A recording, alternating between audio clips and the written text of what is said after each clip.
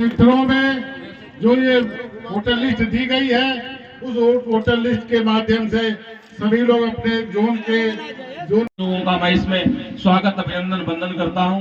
और साथ ही हमारी महिला नेत्री जो खलीलाबाद से चल के आई, हम आप सभी शिवनाथ यादव जी, महिला सभा के जिला अध्यक्ष प्रिया पाठक जी, अंकिता भाभी जी, मनीषा पासवान जी, शकुंतला जी, और यहाँ पर उपस्थित हम देख रहे हैं कि बहुत देर से सभा चल रही। भाई शेषनाथ जी हैं, भाई इधर सैनी साहब हैं, सुरेंद्र जी है, तमाम नेता यहाँ बैठे हैं। मैं समय कम होने के नाते अपनी बात को संक्षिप्त में करना चाहता हूँ।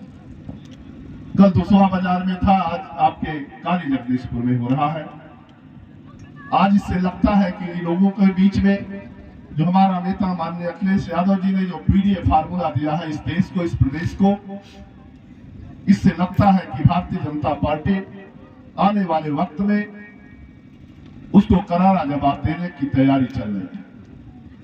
रही बात 2012 में, मैं पिछला इतिहास बताने चाहता हूं कि समाजवादी पार्टी की सरकार थी, माननीय अखिलेश यादव जी मुख्यमंत्री हुआ करते थे। उन्होंने जब गरीबों के बीच में जब काम करना शुरू किया, शिक्षा के सवाल पे जब उन्होंने चाहे बेटियां हो चाहे किसी समाज के लोग हो, सबको मुफ्त शिक्षा देना शुरू किया। आवास के माध्यम से जब गरीबों को जब 3,05,000 रुपए का आवास देना शुरू किया, जब सड़कों की हालात थी, इस देश की जो पूरे देश में सबसे बड़ी सड़क उन्होंने आगरा एक्सप्रेसवे देने का काम किया। जब स्वास्थ्य के संबंध में जब उन्होंने तमाम ऐसे अस्पताल बना करके लोगों को स्वास्थ्य सुविधा देने का काम किया।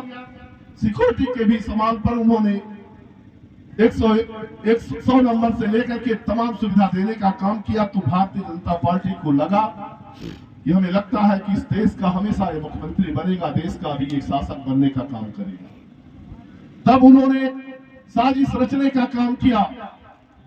एक कारपोरेट घराने हमारे जो अभी बताए हैं भाई शिवनाथ जी, कारपोरेट घरानों ने मीटिंग किया। भारतीय जनता पार्टी जब गोवा में बैठक हुआ, एक तय किया गया कि अगर हमें कोई चमत्कारिक नेता नहीं पैदा करेंगे तो जब भारतीय जनता पार्टी लोकसभा में 1 सीट हुआ करती थी, कभी सत्ता में नहीं आ सकती। तो कारपोरेट घरानों ने मोदी जी को गोद लेने का काम किया। जब गोद लेकर के कहा कि पैसा हम सभी व्यापारी समाज जो गुजराती है सब लगाएंगे, लेकिन देश में जितना भी धन आएगा उसका हिस्सेदारी भी हमें होना चाहिए, मिलना चाहिए। ये तय हुआ वहीं पर, और उसके बाद उनका नाम उछाला गया। और आप लोगों ने भी देखा, उन्होंने वादा किया 2 करोड़ रोजगार देने के लिए हर साल, और 15 लाख रुपया सभी के खाते में लगा कि अखिलेश जी ने जो काम किया है उससे बेहतर काम हमें मिलेगा, क्योंकि उन्होंने जो कहा था करके दिखाया था। और भारतीय जनता पार्टी भी हो सकता है ये भी दिखाने का काम करे। 5 साल बीत गया, किसी के न खाते में गया न कोई रोजगार हुआ, और नहीं तो जो हमारे पूर्वजों ने, जो हमारे तमाम नेताओं ने संघर्ष करके अच्छे अच्छे जितने भी प्रतिष्ठान थे सबको बेच करके उनके हाथों में सौंप दिया।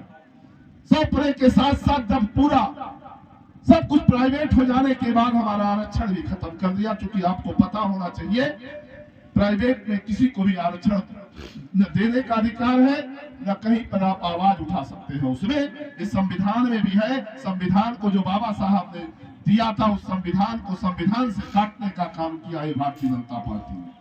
आज हम आप रोजगार के लिए तड़प रहे हैं। तब उन्होंने 2012 में आपने देखा भी, मैंने कहा भी था अभी वहां पर भी, कि वहां पर भी जब 5 साल बीत गया, जनता ने आवाज उठाया कि हमारा 2 करोड़ रोजगार कहाँ है, हमें 15 लाख रुपया कहाँ है। तब उन लोगों ने आपको भी बताया कि पुलवामा जैसा कांड करा करके लोगों को देशभक्ति में झोंक दिया। लोगों ने कहा कि अब इस समय रोजगार मांगने की जरूरत नहीं है, इस समय 15 लाख की जरूरत नहीं है, आज देश का सवाल है। इस नाते मोदी ने ऐसा कारनामा किया जो कि प्रायोजित था, वो पुलवामा कांड। इस देश के लोगों ने पुनः वोट देकर के उन्हें सत्ता में बैठाने का काम किया। फिर 2019 में चुनाव तो जीत गए, फिर 2024 आ गया। 19 में भी तमाम वादा किया था, आप पता कर लेना, किसी के वहां कुछ 1 पैसा नहीं मिला, केवल 5 किलो अनाज के बदौलत चुनाव जीत रहे हैं गरीब और दलित समाज के लोग, पिछड़े समाज के लोगों। जो 5 किलो अनाज आपका मिल रहा है, आप जान भी रहे हैं कि आप जब जैसे यूरिया से लेकर के एक थी आप गुटखा भी खाते हैं, उसमें भी जीएसटी लगता है। एक गुटखा खाने वालों के पिछड़े समाज, दलित समाज में सबसे ज्यादा लोग हैं।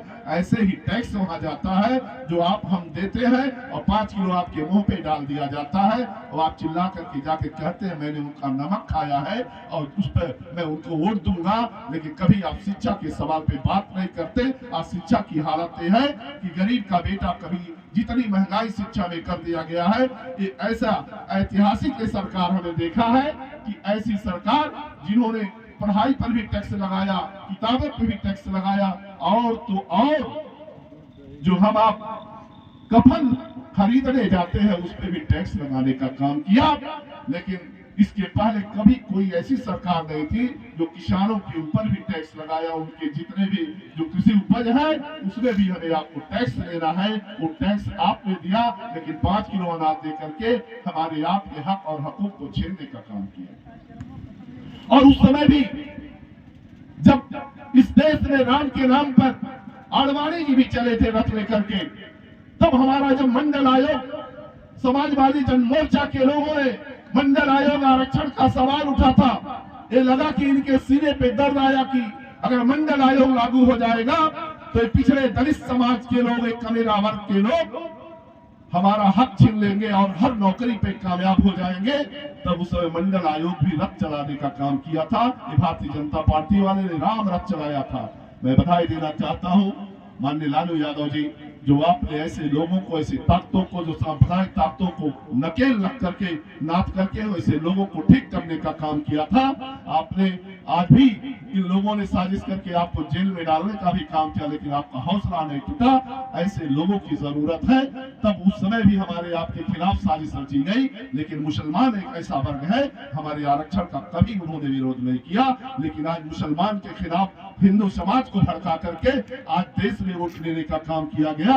आज वही हालत है जब 2024 में इनके पास कोई मुद्दा नहीं है, तब राम मंदिर जैसा मुद्दा उन्होंने उठाया।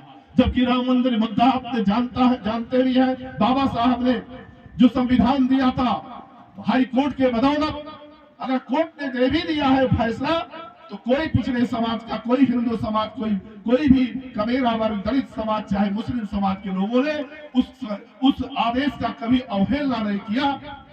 तब ये जाकर के अकेले जाकर के खड़ा होकर, जब हमारे धर्म गुरु का जो काम है, राम का काम, मंदिर का काम हमारे धर्म गुरुओं के हाथ से होना चाहिए।